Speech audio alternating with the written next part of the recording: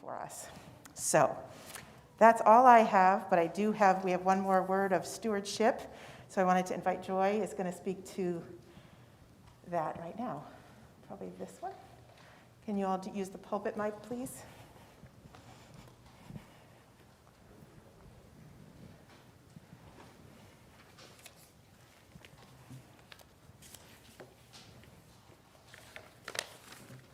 Good morning.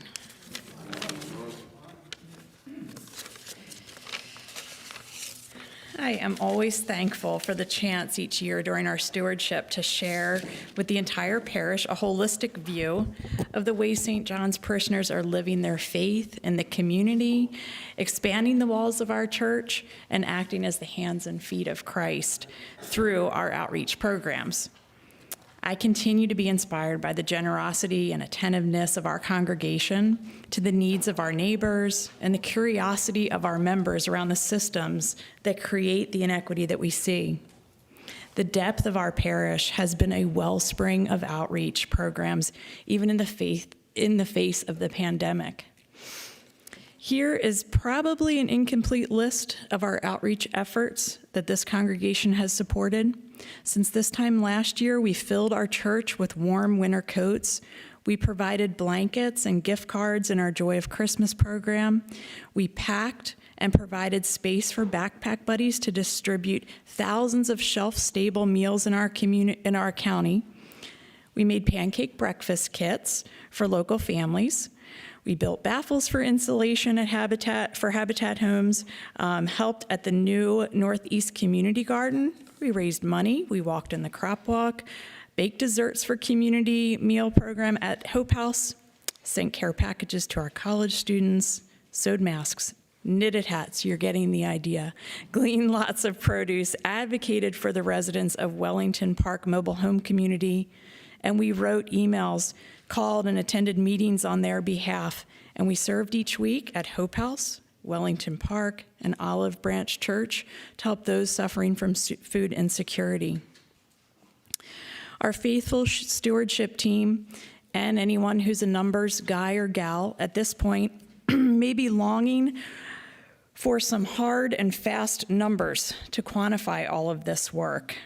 Numbers are important during stewardship season so that we can accurately plan our ministries for the coming year.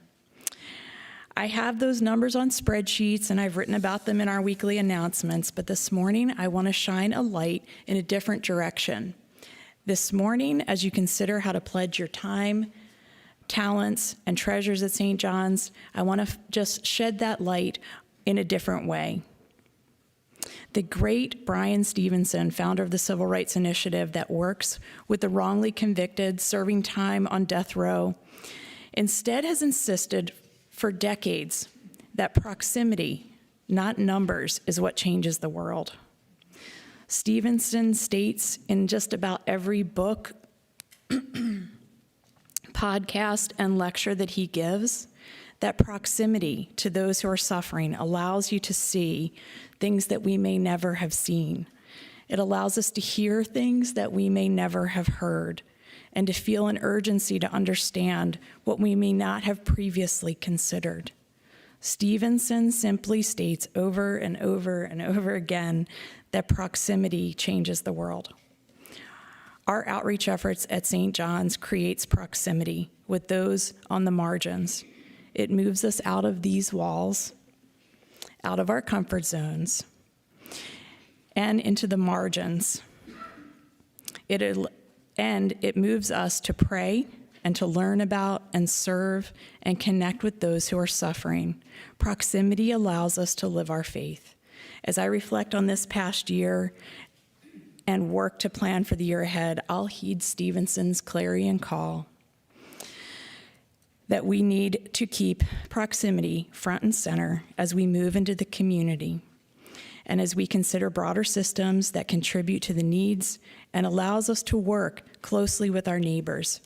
If you'd like to learn more, as Mother Sarah said, about some of our upcoming outreach or proximity opportunities, I'm having a little gathering in the parish hall after the service, or if Zoom works better for you, I've planned that on Tuesday the 9th, at 8 p.m. At these outreach information gatherings, we'll discuss in greater detail the programs that we continue to be involved in, such as Community Table, Joy of Christmas, Wellington Park, as well as some new endeavors like welcoming the 2 Afghan refugee families who are now living on the seminary campus.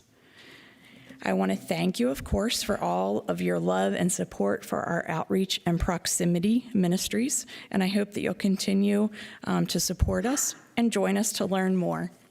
Thank you.